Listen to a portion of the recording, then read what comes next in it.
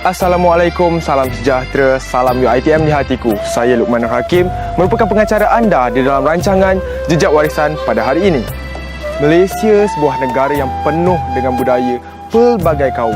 Namun, pada hari ini kita akan telusuri mengenai kisah Tanjak Selangor, identiti bangsa. Ya, Assalamualaikum. Nama saya Ezri Rini bin Sabri, berumur 40 tahun, meletak di Shah Alam. Dan saya di dalam bidang seni warisan Tanjak ni saya telah bermula sejak daripada tahun 2010 lah, mencari dan mengkaji mengenai ilmu Desta dan Tanjak ni. Umumnya kita tahu bahawa Tanjak ni adalah satu pemakaian kepala yang sangat penting bagi orang kita, orang Melayu, di mana pemakaian Tanjak ini adalah membawa satu maksud yang besar pada kalangan orang-orang berlalu, di mana setiap Tanjak itu, ataupun kenapa saya berminat mengenai Tanjak ini, sebab setiap Tanjak itu membawakan satu rahsia ataupun sejarah kita orang Melayu ikut negeri masing-masing, dan di setiap negeri masing-masing itu punya Tanjak yang berbeza. Kalau dulu nak ikutkan Selangor, kalau di Selangor Tanjak dia memang banyak sebenarnya, dan tukang yang membuat pun sampai hari ini pun masih ada. Kalau tak silap saya dulu, yang guru saya pernah sebutkan dan pernah belajar dengan beliau. Cuma saya masih tak bersemayam untuk belajar secara direct dengan guru tersebut lah. Saya belajar melalui guru saya yang sekarang ni. Kalau ikut Selangor tu dulu memang banyak. Contoh macam pembesar Selangor pun mempunyai Tanjak istimewa yang tersendiri yang diorang pakai.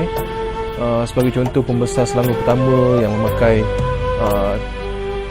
Tanjak Sebang Selat, ada yang pakai Tanjak Pari Mudik. Itu antara Tanjak yang sangat jarang untuk kita lihat pada hari ini, kerana kita perlu tahu juga sebab kadang-kadang Tanjak ini telah dikarangkan terlalu istimewa bagi seseorang itu, sehingga pada waktu itu tiada siapa pun yang boleh memakainya, kecuali si pemunya yang berhak untuk memakai Tanjak tersebut. Jadi pada zaman dulu tidak sewenang-wenangnya Tanjak itu boleh dipinjam ke sana dan kemari, kerana Tanjak itu telah dihaskan pembuatannya pada si pemunya tersebut ataupun si pemakai. Jadi kalau sebut bab Selangor, memang banyak dulu, ada Tengkorak Alang dan macam-macam lagi lah. Cuma sekarang ni yang paling pada zaman pemerintahan sekarang ni, kebanyakan Tanjak Selangor itu, kalau yang paling umumnya ataupun banyak yang saya buat minggu depan tu sekarang adalah Tanjak yang diberi nama Tanjak Bandung Raja lah. Bandung Raja yang dipakai sini oleh Sultan Selangor, dan juga para pembesar pada hari ini. Seperti umum mengetahui, pemakaian Tanjak ini melambangkan kepada kepribadian identiti bangsa Melayu yang terkenal dengan sikap lemah lembutnya dan budi bahasanya. Hal ini jelas terpancar dalam proses pembentukan Tanjak, yang mana memerlukan sikap sabar, kekemasan, kehalusan serta ketelitian. Tanjak mempunyai keunikan tersendiri apabila pemakainya menggayakan dengan cara yang betul. Ia akan tampak segak dan berkredibiliti. Baik, secara umumnya sejarah Tanjak ni kalau nak ikutkan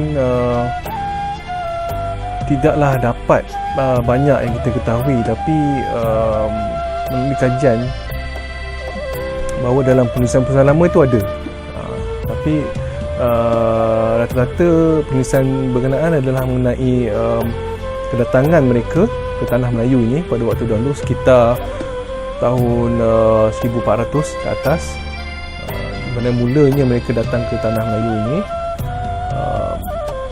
Mereka nampak ataupun raja-raja ataupun sultan waktu itu memakai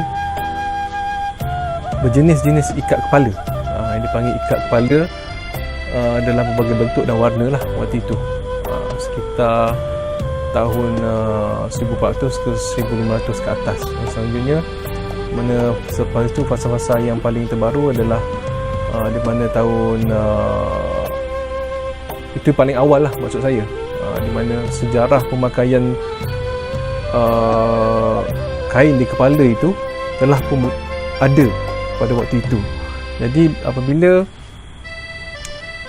tahun-tahun berikutnya ataupun kurun berikutnya berganti zaman-zaman pemerintahan pada waktu itu, maka terjadilah pelbagai bentuk-bentuk yang berbeza-beza jenis ikat kepala.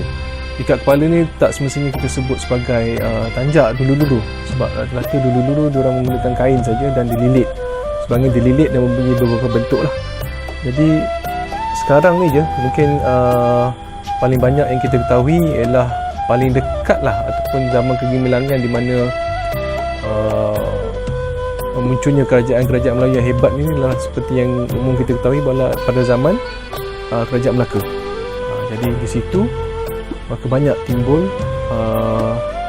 ada juga disebut adalah hikayat-hikayat penjelasan daripada hikayat Tuah menyebut mengenai penggunaan tanjak ataupun tengkolok, di mana pada waktu itu zaman kegemilangan tersebut maka bermulalah bermacam gaya dan ikatan kepala lah ataupun disebut sebagai tengkolok atau tanjak lah pada waktu itu zaman dahulu, di mana kita juga mempunyai pakaian kita sendiri, mempunyai pemakaian ikat kepala kita sendiri, bahasa kita sendiri, penulisan kita sendiri.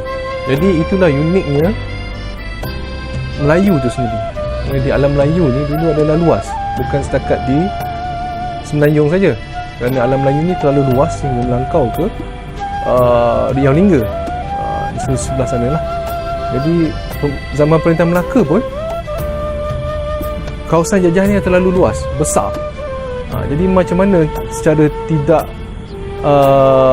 secara logiknya kita fikirkan, macam jika satu jajahan tu yang besar dan makmur waktu itu tidak punyai benda-benda macam ni.